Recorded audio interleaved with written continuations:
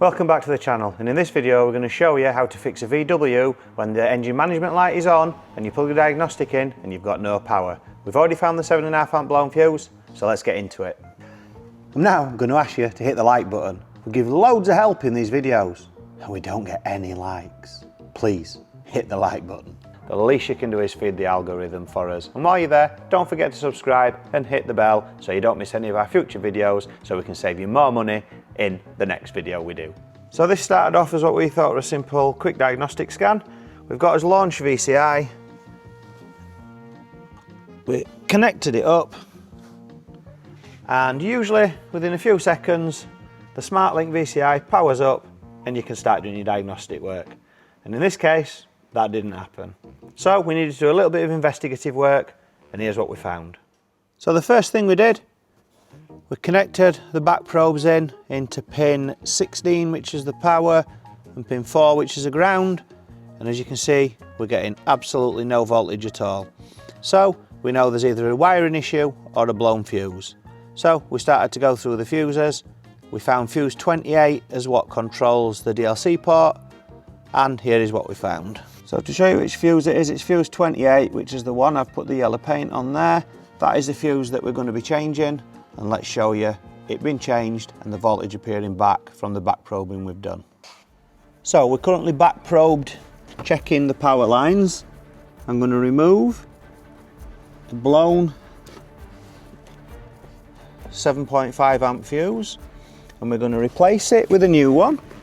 Make sure when you're replacing the fuse, you replace it with the correct 7.5 amp fuse, otherwise you're creating a safety risk. And you will see, as I put that in, the voltage has gone back to 12.4 volts.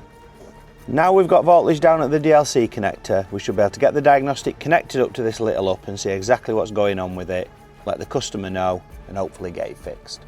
So this is now the moment of truth.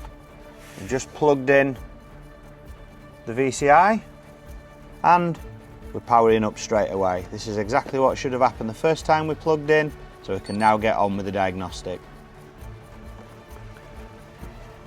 So we're now doing a VIN scan and connecting to the vehicle, and we should, now we've replaced the fuse, we should be able to actually get some readings off this. Takes around about 30 seconds for the VCI to read the VIN, decode the VIN and connect to the vehicle. One of the fastest diagnostics I've used for that, this launch, the Autel one, is quite fast but not quite as fast as this one. As you can see, we're already in there. Press the diagnostic button. It then does a few things.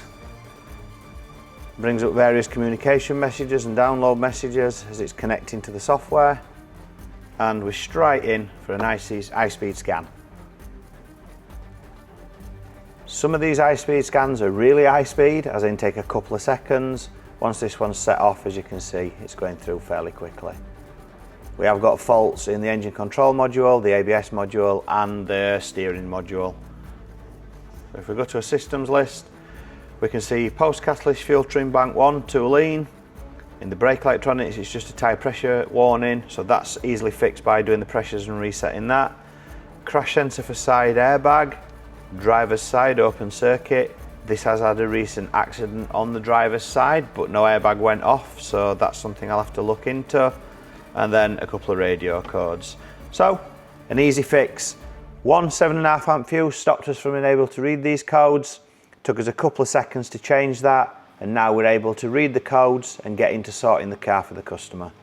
The put a little up has now had all its fault codes cleared. Nothing too serious in there. We're going to keep an eye on them and monitor them and get him to come back in a couple of days so we can reread it, see if there's anything coming back on there. We don't know why the fuse originally blew, so that's something we need to keep an eye on as well. Hopefully, if you are having this issue, this video will help you a little bit, see if you can find if it is a fuse that's causing you not to have any power in the DLC port. If it is, obviously, you can replace the fuse cheaply and easily and get you back into doing the diagnosis. So if you've got a poorly car and you've got no power to your OBD port, so you can't do any diagnostics, first thing to check is the fuse. Nice easy fix like it was for us on this one. Hopefully this has helped somebody, and we'll see you on the next one.